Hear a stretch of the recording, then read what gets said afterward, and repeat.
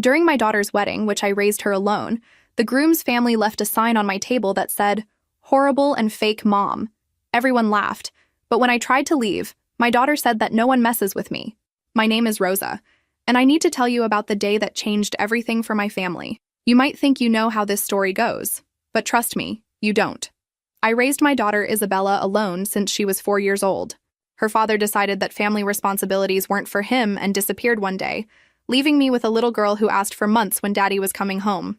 I worked 2 jobs, cleaning office buildings at night and serving tables during the day, scraping together every dollar for her future. Isabella was my everything. When she graduated valedictorian, I sat in that auditorium wearing a dress I'd found at Goodwill, tears streaming down my face with pride.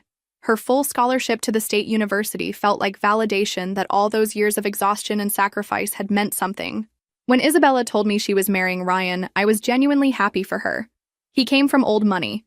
His family owned half the commercial real estate downtown and lived in one of those historic mansions that looked like something from a movie. I'll be honest, I felt intimidated during their engagement parties, but Isabella loved him, and that was enough for me. The wedding day arrived, and I wore a navy blue dress with small flowers, the nicest thing I owned, purchased specifically for this occasion. The venue was the Grandview Country Club, where I'd once cleaned their windows during a catering event years ago. Now I was walking through the front door as family. Everything gleamed with old money, chandeliers that caught the afternoon light, floors so polished they reflected the ceiling, arrangements of orchids and roses that probably cost more than my monthly rent. I felt out of place immediately, but I held my head high. This was my daughter's day, and I belonged here because she wanted me here. I found my assigned seat at a table toward the back of the ballroom. That should have been my first warning sign. The mother of the bride relegated to the cheap seats while Ryan's extended family occupied the premium tables near the altar. But I told myself it didn't matter. I was here to support Isabella, not to compete with people who measured worth by bank account balances. That's when I saw the place card. Instead of simply reading Rosa Martinez, there was a handwritten note underneath in elegant script. "Fake and uneducated mother doesn't belong with decent people." My hands started shaking as I read it again, hoping I'd misunderstood, but the words were clear, deliberate, and cruel. I looked around and noticed Ryan's family at the head table, whispering among themselves and glancing in my direction. His mother, Catherine, caught my eye and actually smiled. Not a warm smile, but the kind of smile predators give their prey. A few of Ryan's relatives started chuckling, pointing at me like I was entertainment for their amusement. I heard one of his aunts whisper loudly enough for nearby tables to hear, "Well, what did you expect from someone like that?" 23 years of hard work, sacrifice, and unconditional love reduced to a joke on a piece of paper. These people, in their designer clothes and inherited confidence, had decided that my worth as a human being was something to laugh about. The shame burned through me like acid. Every eye in that room seemed to be on me, judging my dress, my shoes, my very presence in their sacred space. My first instinct was to leave quietly. Don't make a scene. Don't ruin Isabella's special day. I stood up slowly, my chair scraping against the floor, and started walking toward the exit. Behind me, I could hear more quiet laughter, whispered comments about knowing my place. But then I heard Isabella's voice cutting through the murmur. "Mom? Mom? Where are you going?" I turned around to see my daughter walking toward me in her beautiful white dress, looking confused and concerned. The entire ballroom had gone quiet, all these wealthy guests watching our family drama unfold like it was dinner theater. "It's okay, mija," I managed to say, my voice barely steady. I think I should go." But Isabella's expression changed as she took in the scene, the crumpled note still in my hand, her new in-laws' guilty faces, my obvious distress. I watched my sweet daughter transform into someone I barely recognized, her jaw tightening with an anger I hadn't seen since she was a child defending herself from playground bullies. "Mom, show me what they wrote," she said firmly. "Isabella, please," I whispered. "It's your wedding day. Don't make a scene because of me." But my daughter, my brilliant, strong daughter who I'd raised to never let anyone diminish her worth, gently took the note from my trembling hands. As she read it, I watched her face go through a transformation that would be burned into my memory forever. The blushing bride disappeared, replaced by a woman with fire in her eyes. She turned toward the head table where Ryan sat in his perfect tuxedo, looking mortified and pale. "Ryan," Isabella called out, her voice carrying clearly across the silent room, "did you know about this?"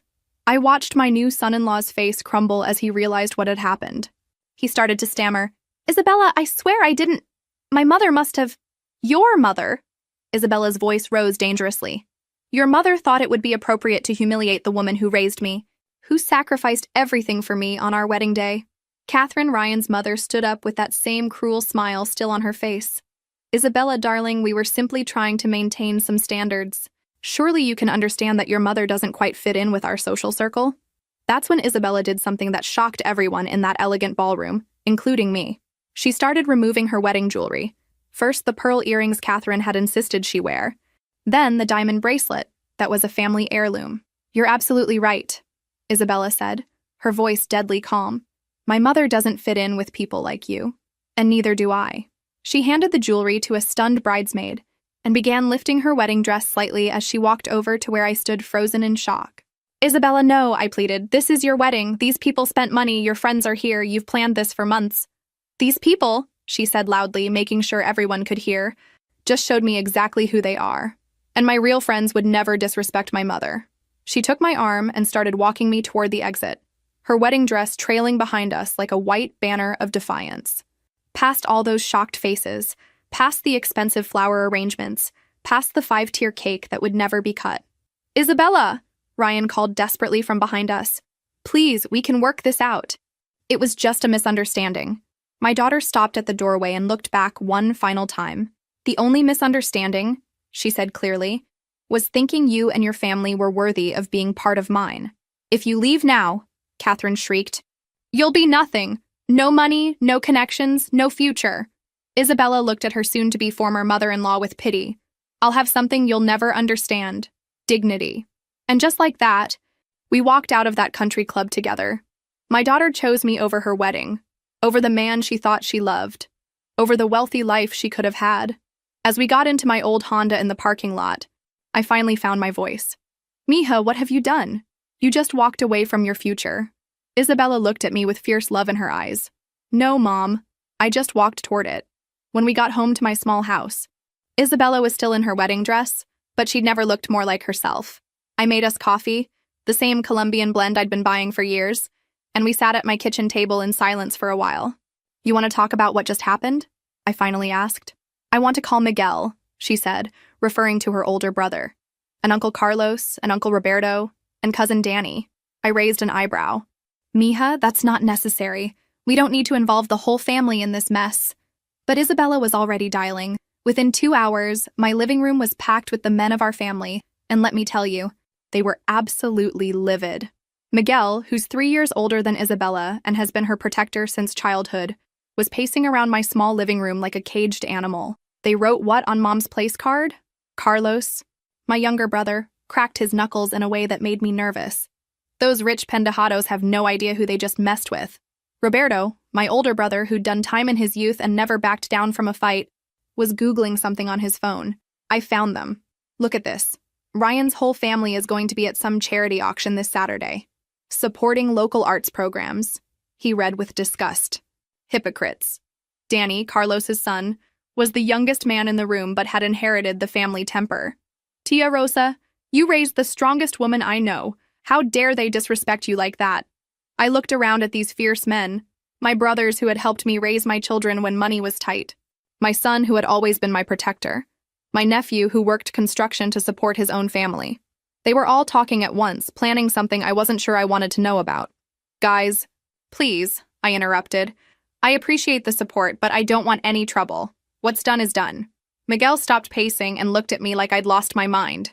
Mom, they humiliated you at Isabella's wedding. In front of everyone.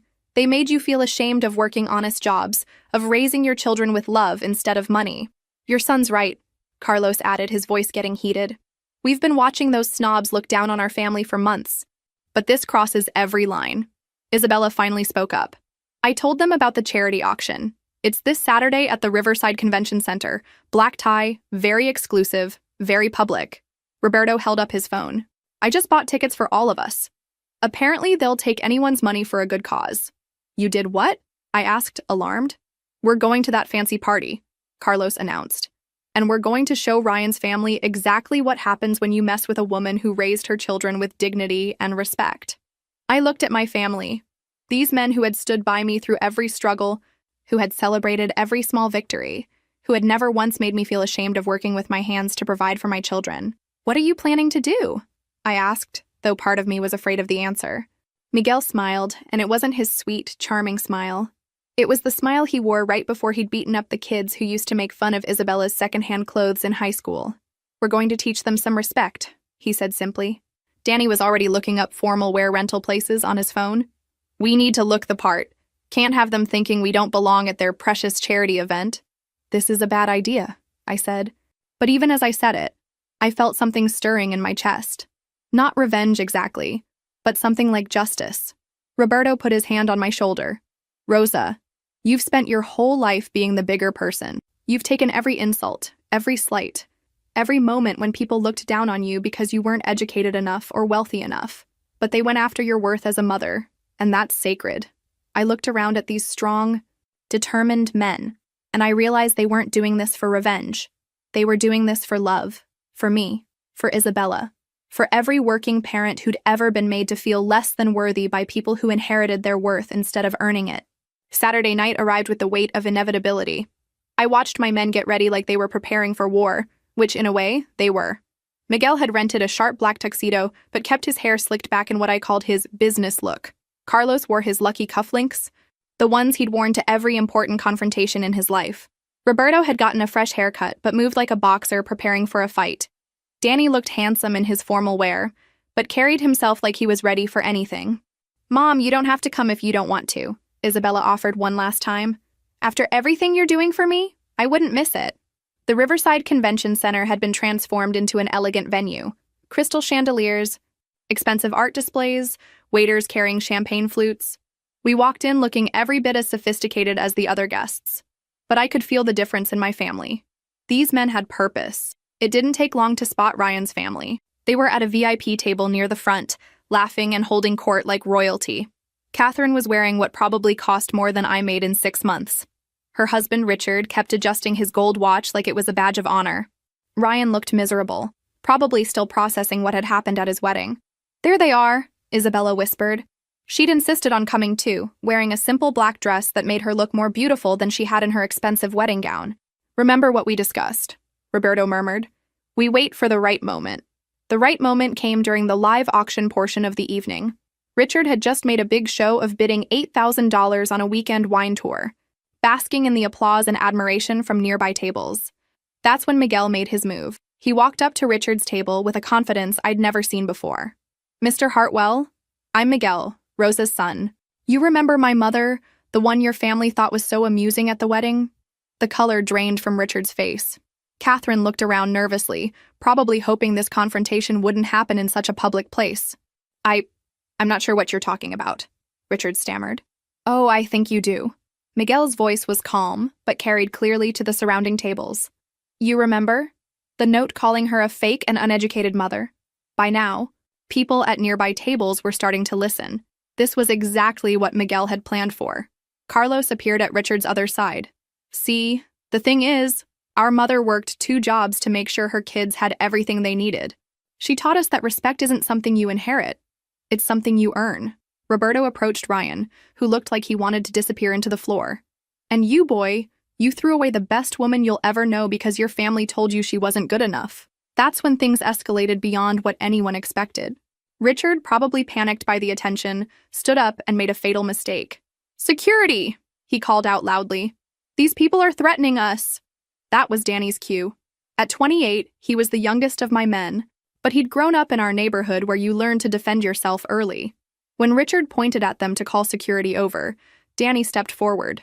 "The only threat here," Danny said firmly, "is to your reputation when everyone finds out what kind of people you really are."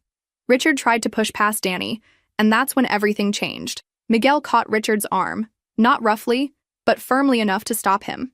"We're not done talking," Miguel said. What happened next was like watching a perfectly choreographed lesson in justice. Richard tried to pull away and somehow ended up stumbling backward. Catherine started shrieking about assault, but Carlos calmly reminded everyone that they had simply approached to talk, and Richard was the one who had escalated things physically. Roberto moved toward the other men in Ryan's family who were starting to stand up, probably thinking they needed to help. But these were men who had never been in a real fight in their lives. facing men who had grown up in neighborhoods where you fought for respect and survival. "Sit down," Roberto said quietly, and something in his voice made them obey immediately. The beauty of it was that my family never threw the first punch, never did anything that could get them arrested. But within minutes, every man in Ryan's family was sitting down, looking pale and shaken, while my men stood around them like guardians of justice. The whole ballroom was watching now, phones coming out, whispers spreading like wildfire. Ryan's family, so used to commanding respect through money and status, had been reduced to looking like scared children in front of everyone they wanted to impress. And the entire event got to see what real strength looks like when it's defending someone who deserves it. The confrontation at the charity auction was just the beginning. When we got home that night, Isabella was unusually quiet. I could see something brewing in her, something that worried me as her mother. "That felt good," Miguel said, loosening his tie. "Did you see Richard's face when everyone started staring?" "I recorded some of it," Danny added, holding up his phone. "The way he tried to play victim when he's the one who humiliated Tia Rosa." But Isabella wasn't celebrating with her brother and cousins. She was sitting on my couch, staring at her phone with an expression I didn't like. "Mija, you okay?" She looked up at me and I saw something dangerous in her eyes. "Mom, I have pictures. From when Ryan and I were together. Private pictures." The room went silent. My heart sank because I knew exactly where her mind was going. "Isabella, no," I said immediately. "That's not who we are." "They humiliated you in front of everyone," she said, her voice tight with anger. "They made you feel worthless. They need to know what real humiliation feels like." Carlos and Roberto exchanged glances. Miguel sat down beside his sister. "Isabella, I get it," he said carefully. "I wanted to tear those people apart tonight, but sharing those pictures, that's different. That's crossing a line we can't uncross." "He crossed a line first," Isabella shot back. "Did you see Mom's face at that wedding? Did you see how small they tried to make her feel?" I could see the pain in my daughter's eyes, the same pain I'd felt when I read that cruel note. But this wasn't the answer. "Mija, look at me." I waited until she met my eyes. "What they did was wrong, cruel, and inexcusable. But if you do this, you become someone I didn't raise. Someone I don't recognize." For a moment, I thought I'd gotten through to her. She put her phone down and nodded. We all went to bed thinking the situation was under control. I was wrong. The next morning, I woke up to my phone buzzing constantly. Texts, calls, notifications. Something was happening. "Mom!" Miguel burst into my room. "Isabella did it! She posted the pictures!" My blood went cold. I grabbed my phone and saw what my daughter had done in her anger and pain. Anonymous accounts on multiple social media platforms had shared intimate photos of Ryan, along with captions about entitled rich boys who think they're better than everyone else. I felt sick to my stomach. "Where is she?" I asked. "She left early for work," Miguel said. "Mom, this is bad. These pictures are everywhere." I spent the morning trying to reach Isabella, but she wouldn't answer her phone. When she finally came home that evening, I was waiting for her. "We need to talk," I said. Isabella looked defiant, but also ashamed. "I'm not sorry," she said, but her voice lacked conviction. "You should be," I replied. "What Ryan's family did was cruel and wrong, but this is vindictive and dangerous. You could go to jail for this, Isabella." "He deserved it," she muttered. "Maybe he did," I said, and that surprised her. Maybe he deserved to feel humiliated and small. But the woman I raised doesn't take revenge like this. The woman I raised fights back with dignity and strength, not by destroying someone's life and reputation in such a personal way. Isabella sat down heavily on the couch. "Mom, I was so angry when I saw what they did to you." "I know," I said, sitting beside her. "I know you did it out of love for me. But Mija, there are consequences for everything, and this is going to have consequences none of us are ready for." Miguel, who had been listening from the kitchen, came and sat with us. "The pictures are viral," he said quietly. "Local news is picking up the story.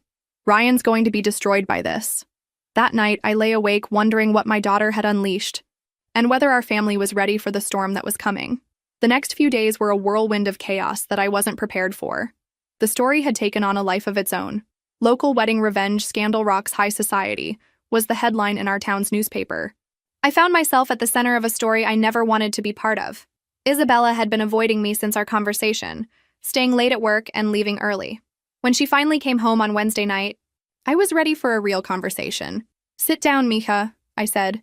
"We need to talk about what you've done." She slumped into her chair like a teenager in trouble, not the grown woman she was supposed to be. Mom, I know you're disappointed in me. Disappointed doesn't begin to cover it, I said honestly. What you did was wrong, Isabella. Not just legally risky, but morally wrong. But they humiliated you first, she protested. Yes, they did. And it hurt. It hurt more than losing a job, more than your father leaving us, more than any physical pain I've ever felt. But what they did to me doesn't justify what you did to Ryan. Isabella looked up at me, confused. So, you're taking his side now? I'm not taking anyone's side, I said firmly. I'm trying to teach you the same lesson I've been teaching you your whole life, that being hurt doesn't give you the right to destroy someone else.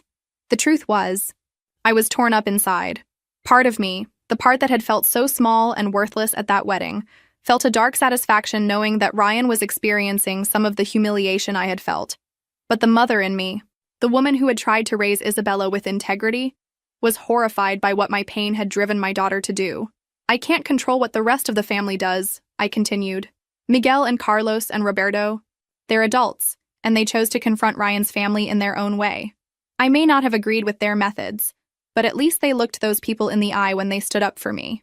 You think what I did was worse than what they did at the auction? Isabella asked. I think what you did was cowardly, I said, and watched her flinch. You hid behind anonymous accounts and destroyed someone's privacy and dignity from the shadows. That's not the woman I raised you to be. Isabella was quiet for a long moment. So what do you want me to do? The pictures are out there now. I can't take them back. I want you to face the consequences of your actions like an adult, I said. And I want you to understand that while I love you, and I understand why you did it, I can't pretend to approve of it. That's when she surprised me with a question I wasn't ready for.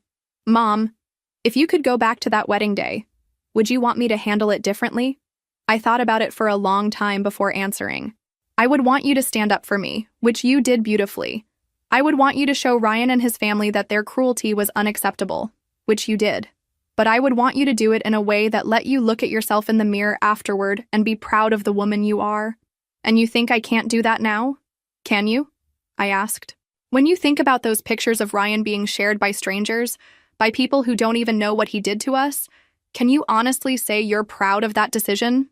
Isabella's shoulders sagged. No, she whispered. I felt good about it for maybe an hour. After that, it just felt dirty. That's your conscience talking, I said. That's the woman I raised, trying to get through to the hurt girl who just wanted to protect her mother. We sat in silence for a while, both of us processing everything that had happened. Finally, Isabella looked at me with tears in her eyes. I'm sorry, Mom.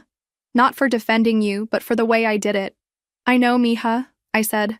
Now we have to figure out how to live with the consequences together. Life has a funny way of surprising you when you least expect it. Thursday morning, I was having coffee and trying to figure out how to help Isabella navigate the mess she'd created when my phone rang. It was my sister Maria. Maria and I had always been different. While I went straight to work after high school, she'd managed to build a successful accounting firm over the years. She employed about 30 people and handled the books for several major businesses in town. We didn't talk as often as we should have. Rosa, her voice was tight with anger. Miguel told me what happened at Isabella's wedding. I sighed. Maria, I don't want this to become a bigger family issue than it already is. Too late for that, she said. Do you know where Ryan works? Actually, I did know. He was a junior partner at some real estate development firm downtown. I'd heard him mention it during the few family dinners we'd shared before the wedding. Why? I asked, though I was getting a sinking feeling. He works for Hartwell Development Corporation, Maria said. Ring any bells? It took me a second, but then it hit me. Hartwell, as in Richard Hartwell, Ryan's father. It's a family business, Maria continued. Richard owns it. Ryan works there. Probably half his relatives are on the payroll. Maria, what are you thinking? I'm thinking that company has been systematically undercutting my bids for the Riverside Mall renovation project, she said. For 6 months, they've been submitting proposals that are impossibly low. Below cost? Rosa. I've been documenting everything because I suspected they were either lying about their capabilities or hiding costs somewhere. What kind of documentation? Permit applications with false timeline estimates, subcontractor agreements that violate union contracts, environmental impact statements that don't match their actual plans. I've been building a case to present to the city planning board, but I wanted to handle it professionally. I felt my stomach tighten. And now? Now I'm thinking the city planning board needs to see this information immediately, she said, especially since they're about to award Hartwell Development the contract for the new civic center. And now I'm remembering that family comes first. Before I could protest, Maria had hung up. I tried calling her back, but she didn't answer. I had a feeling she was already making those phone calls she'd mentioned. I was right. By Friday afternoon, word was getting around town that Hartwell Development was under investigation by the City Planning Commission. By Monday morning, I heard through the grapevine that 2 major projects had been put on hold, citing concerns about permit compliance. Isabella came home from work looking shaken. "Mom, did you hear about Ryan's family's company?" "I heard," I said carefully. "Ryan got suspended today," she continued, along with his cousin and his uncle. Richard's scrambling to keep the business afloat. I felt that same conflicted emotion I'd been wrestling with all week. Part of me felt justice was being served, but another part of me wondered if we'd all gone too far. "How do you feel about that?" I asked Isabella. "Confused," she admitted. "A week ago, I would have said he deserved everything he got. But after our talk the other night, I don't know anymore." "That's called growing up," I said, realizing that feeling justified and being right aren't always the same thing. That evening, Maria called me back. "It's done," she said simply. "What's done?" "Hartwell Development just lost their biggest contract, the one for the new shopping center. Turns out the city doesn't appreciate working with companies under ethics investigation." Maria, "Was this really necessary?" "Rosa," her voice softened, "I know you've spent your whole life being the better person, taking insults, turning the other cheek, working harder to prove your worth. But sometimes, people need to learn that actions have consequences. And what if this destroys innocent people along the way? Then maybe they should have thought about that before they decided to attack our family," Maria said firmly. "I'm not sorry for protecting you, Hermana, even if you can't protect yourself." After I hung up, I sat in my kitchen thinking about how quickly everything had spiraled. A cruel joke at a wedding had triggered a chain reaction that was destroying lives and businesses. And while I couldn't deny a part of me felt vindicated, I was beginning to wonder if the cost of this vindication was worth it. Isabella found me there an hour later, still thinking, "Mom, you okay?" "Just wondering if we've all become people we don't recognize," I said honestly. Isabella sat down beside me. "Maybe we have, but maybe sometimes that's what it takes to make sure people don't think they can walk all over us."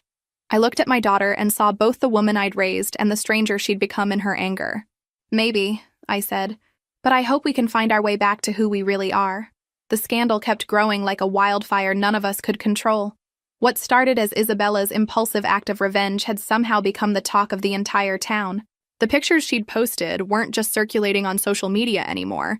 They'd made their way to local gossip websites, and people were sharing them with crude commentary that had nothing to do with our original conflict.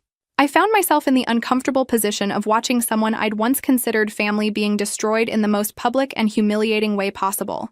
Ryan had disappeared from social media entirely. His LinkedIn profile was gone. People said he hadn't left his parents' house in days. The irony wasn't lost on me. A week and a half ago, I'd been the one hiding in shame, wanting to disappear from public view. Now our roles were completely reversed. "Mom, you need to see this," Miguel said, bursting into my house Wednesday morning with his laptop.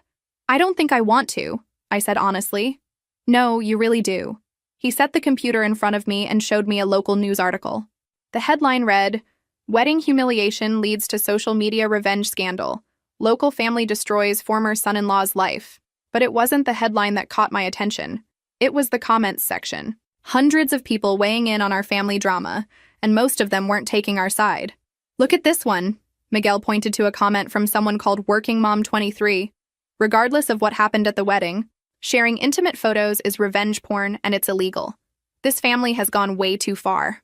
Another comment from local teacher read, "The mother was wronged at the wedding, but destroying someone's career and reputation over a mean joke? This is overkill." I felt sick reading them. How did this get so out of hand? "Because Isabella posted those pictures," Miguel said bluntly. "Everything else we did, confronting them at the charity auction, Maria going after their business, people might have understood that, but the pictures changed everything. Now we look like the bullies." Isabella walked in just as I was closing the laptop. She looked terrible, like she hadn't slept in days. "I know what you're going to say," she started. "Do you?" I asked. "Because I'm not sure I know what to say anymore." "The pictures are everywhere now," she said quietly. "Sites I've never heard of. Forums, group chats. People are sharing them who don't even know what happened at the wedding. They just think they're funny. The weight of that hit me hard. Whatever cruel thing Ryan's family had done to me, it was contained to one evening, one room full of people. What Isabella had done to Ryan would follow him forever. Those images would never completely disappear from the internet. Mija, do you understand what you've done? I asked. This isn't just about revenge anymore. You've destroyed this boy's life permanently. He deserved it, Isabella said, but there was no conviction left in her voice. Did he deserve to have strangers commenting on his body? Did he deserve to have people he's never met sharing those pictures for entertainment? Did he deserve to lose his job and his reputation over something his mother wrote on a card? Isabella slumped against the wall. I just wanted them to hurt the way they hurt you. And now they do, I said. Ryan's life is ruined. His family's business is falling apart. They've been humiliated publicly. Congratulations, Mija. You got your revenge. How does it feel? Isabella couldn't answer my question, and honestly, I didn't expect her to. The silence in my living room was heavy with regret and consequences none of us had fully anticipated. But if I thought our family's response had been extreme, I was about to learn that desperate people do desperate things. It started with phone calls to the cleaning company where I worked nights. Anonymous callers claiming I was an unfit mother, that I'd raised a criminal, that the company shouldn't employ someone whose family destroys innocent people's lives. My supervisor, Mrs. Patterson, called me into her office Friday afternoon. Rosa, I've known you for 8 years, she said. You're one of the most reliable workers I've ever had. But these calls are getting out of hand. What kind of calls? I asked, though I had a sinking feeling I already knew. People saying you're dangerous, that your family are cyber criminals, that we're supporting predators by keeping you employed. Mrs. Patterson rubbed her temples. I know it's all garbage, but corporate is getting nervous about the attention. My stomach dropped. Are you firing me? Not yet, she said. But I need you to know that this situation is affecting more than just your family now. That evening, Miguel got a call from his daughter's school. Someone had contacted them claiming that he was distributing inappropriate material to minors. It was completely false, but the school had to investigate any report involving children. Carlos found his work truck vandalized in his driveway, the word predator scratched across the paint. Roberto got threatening messages on social media from accounts that appeared to be fake. They're fighting back, Isabella said when we all gathered at my house that weekend. Ryan's family and their friends are trying to destroy us the same way we destroyed them. Can you blame them? I asked. Look what we've done to their lives. They started it, Danny said angrily. They humiliated you first. And we finished it, I replied. Maybe too well. That's when Isabella's phone rang. She looked at the caller ID and went pale. It's the police, she said. We all went silent as she answered. I could only hear her side of the conversation, but it was enough. Yes, ma'am, I understand. Tomorrow at 3 o'clock. Yes, I'll have a lawyer. When she hung up, her hands were shaking. They want to question me about the pictures. Ryan's family filed charges for harassment and distribution of intimate images without consent. The room exploded into worried chatter, but I felt strangely calm. Maybe it was because I'd been expecting this moment since the night Isabella first posted those pictures. Good, I said, and everyone stopped talking. Good? Miguel asked. Mom, Isabella could go to jail. Isabella broke the law, I said simply. She needs to face the consequences. But they humiliated you first, Carlos protested. And that gave us the right to destroy their lives? I asked. Carlos, I love you for defending me. All of you. But look around. Look what we've become. We're getting threatening phone calls, my job is in jeopardy, Miguel's being investigated at school. Ryan's family is fighting back because we pushed them past their breaking point. Isabella looked at me with desperate eyes. Mom, what do I do? You tell the truth, I said. You explain why you did it. You take responsibility for your actions and you accept whatever consequences come. What if I go to prison? Then you go to prison, I said. And my heart broke saying it. Mija, I would rather visit you in jail knowing you're the woman I raised than have you free, and knowing you destroyed someone's life out of spite. The family looked at me like I'd lost my mind, but for the first time in weeks, I felt like myself again. I felt like the mother who had taught Isabella right from wrong, even when wrong felt satisfying. This ends now, I announced. No more retaliation, no more revenge, no more escalation. Whatever Ryan's family does to us from here on out, we take it with dignity. Even if they destroy our lives? Roberto asked. Especially then, I said, because that's who we are. Or at least it's who we're supposed to be.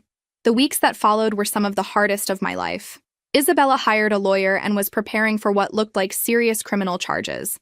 The local media had picked up the story, painting our family as vindictive bullies who had destroyed an innocent man's life over a wedding prank. Ryan's family wasn't done with us. Catherine Hartwell, despite her own business troubles, had hired a publicist to manage their image.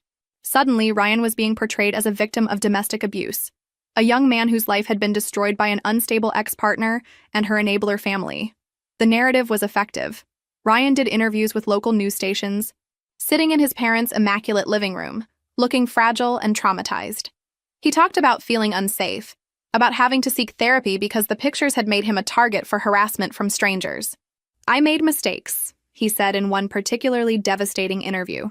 "My family and I were wrong to write that note about Isabella's mother. It was mean and inappropriate.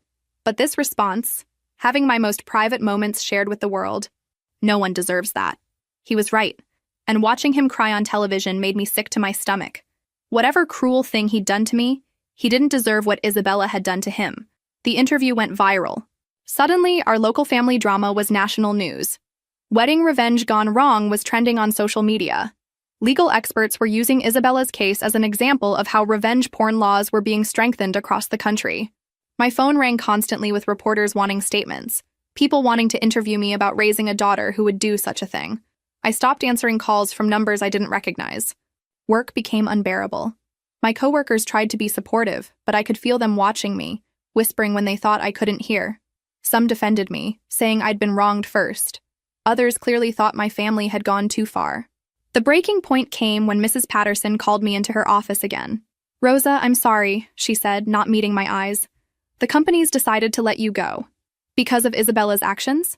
"Because of the attention," she said. "We're a small company. We can't handle this kind of publicity. Every client is asking questions, and it's affecting our ability to get new contracts. 15 years of loyal service ended because my daughter couldn't control her anger. I cleaned out my locker in silence while my coworkers pretended not to watch. That night, I came home to find Isabella waiting for me with papers in her hand. "Mom, Ryan's lawyer sent these," she said. "They're not just pursuing criminal charges, they're suing for damages. Emotional distress, lost wages, reputational harm. They want $250,000. I sat down heavily at my kitchen table. "Money we don't have." "Money I don't have," Isabella corrected. "This is my fault, not yours." "Your actions, my consequences," I said. "That's how family works, mija." Miguel arrived an hour later with more bad news. Danny had been fired from his construction job after someone had sent his employer details about our family situation. Carlos's contracting business was losing clients who didn't want to be associated with the controversy. "They're destroying us systematically," Miguel said. "Everything we did to them, they're doing back to us." "As they should," I said. "We taught them how to play this game." "So what do we do now?" Isabella asked. "We endure it," I said. "We accept the consequences of our choices, and we hope that someday we can rebuild what we've torn down." But I could see in Isabella's eyes that she was starting to understand the true cost of revenge. It wasn't just Ryan who had been destroyed. It was all of us. The woman who had humiliated me at a wedding had inadvertently taught my family that cruelty begets cruelty, that destruction spreads like wildfire, consuming everything in its path. The irony was bitter. In trying to defend my dignity, we had lost it entirely. In trying to prove we were better than people who looked down on us, we had become exactly what they thought we were. And the worst part was, I couldn't even be angry at Ryan's family anymore. They were just doing what we had taught them to do, fighting back with everything they had. 2 months after the wedding that started it all, I was sitting in my kitchen with a cup of coffee, scrolling through job listings on my phone when someone knocked on my door. I wasn't expecting anyone, and lately, unexpected visitors usually brought bad news. Through the peephole, I saw Ryan standing on my porch. He looked different, thinner, wearing a simple polo shirt instead of the designer clothes I remembered. But what struck me was his posture. He wasn't the broken man from the news interviews. But he wasn't the arrogant boy from the wedding either. I opened the door but kept the chain latched. "Ryan, Mrs. Martinez," he said formally. "I know I'm probably the last person you want to see, but I need to talk to you. Please." Something in his voice made me unlock the chain. He sat across from me at my kitchen table, the same table where Isabella had planned her revenge, where my family had plotted their response, where we'd received legal documents that were slowly dismantling our lives. "I'm dropping the charges against Isabella," he said directly. I studied his face carefully. Why? Because I've had 2 months to think about what happened, and I realize this cycle has to end somewhere, he said. What my family did to you was inexcusable. I should have torn up that card the moment I saw it. But you didn't. No, I didn't. I was a coward who wanted my family's approval more than I wanted to do the right thing. His voice was steady but pained. I let them treat you like you were beneath us. When the truth is, you raised a daughter who was too good for me. You're right, I said. It has. He looked surprised by my agreement. I expected you to defend your family. I've spent 3 months watching good people become cruel because they love me, I said. I've lost my job. My daughter might go to prison and my family's reputation is destroyed. All because some people thought it would be funny to humiliate me at a wedding. Ryan's eyes filled with tears. I'm sorry about the note. I didn't write it, but I should have stopped it. I should have defended you. Why didn't you? Because I was young and stupid and wanted my family to like Isabella, he said honestly. I thought if I went along with their jokes, they'd accept her better. I never imagined it would hurt you so much. And I never imagined my family would hurt you so much in return. We sat quietly for a moment. I could hear the clock ticking on my wall, the same clock that had counted down the minutes of countless difficult conversations in this kitchen. I need you to know that Isabella has been trying to fix this, he continued. She's called my lawyer's office 14 times asking how she can make amends. She's spent her savings trying to get those pictures removed from every website she can find. She even wrote me a letter, 12 pages apologizing and explaining what that wedding day did to her. I hadn't known about the letter. She never told me. She's ashamed, Ryan said, not of defending you, but of how she did it. She knows she crossed a line that can't be uncrossed. After he left, I sat alone thinking about forgiveness and consequences, about how pain can make good people do terrible things, and how sometimes the bravest thing you can do is choose to stop the cycle. When Isabella came home from work an hour later, I told her about Ryan's visit. He's dropping the charges, I said. The relief on her face was immediate, followed quickly by something that looked like guilt. Why would he do that? Because he understands something we're all learning, I said. That revenge doesn't heal anything. It just spreads the pain around until everyone's infected with it.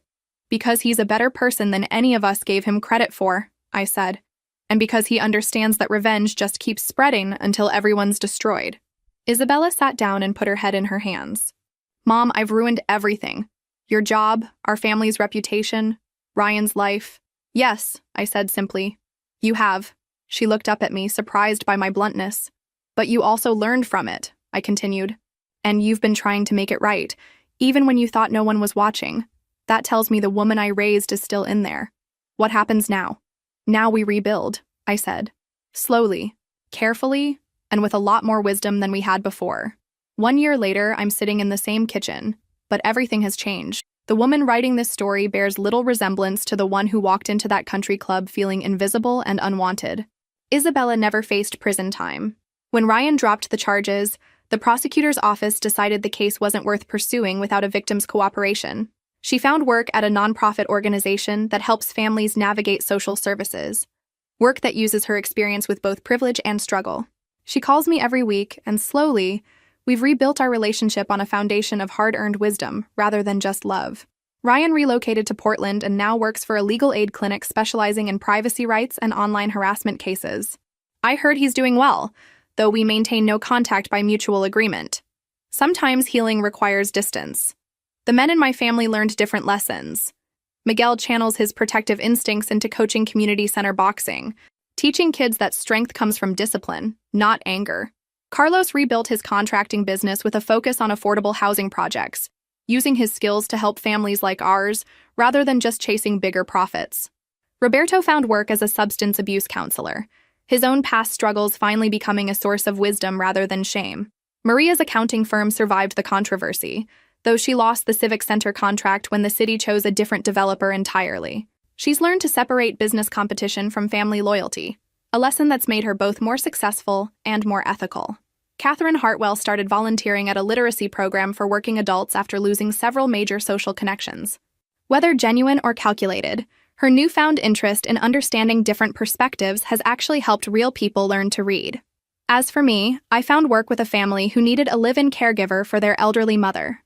The pay is modest, but they treat me with respect, and I've discovered I have a talent for this work. More importantly, I've learned that dignity isn't something others can take from you. It's something you give away. The lesson that emerged from our family's temporary descent into revenge is this: being wronged doesn't automatically make your response right. Ryan's family was cruel, elitist, and everything I disliked about people who mistake inherited wealth for inherent worth. But that didn't give us the right to systematically destroy their lives. We all became strangers to ourselves because we let justified hurt transform into something toxic. That note at my place card was mean and unnecessary, but it was ultimately just words on paper, while our response had lasting consequences for real people. If I could return to that wedding day, I would still want Isabella to defend me. I would still want my family to stand up for what's right, but I would want us to do it without losing ourselves in the process, without becoming the very thing we claim to oppose. We proved that working-class people aren't pushovers, but the victory felt hollow because we'd compromised our values to achieve it.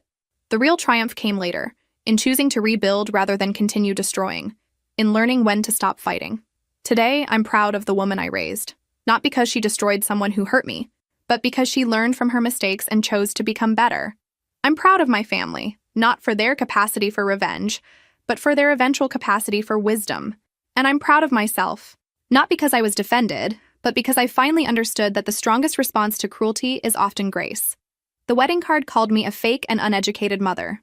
For a few months, in my pain and fury, maybe I was fake, pretending that revenge could heal wounds, that destruction could build anything worthwhile.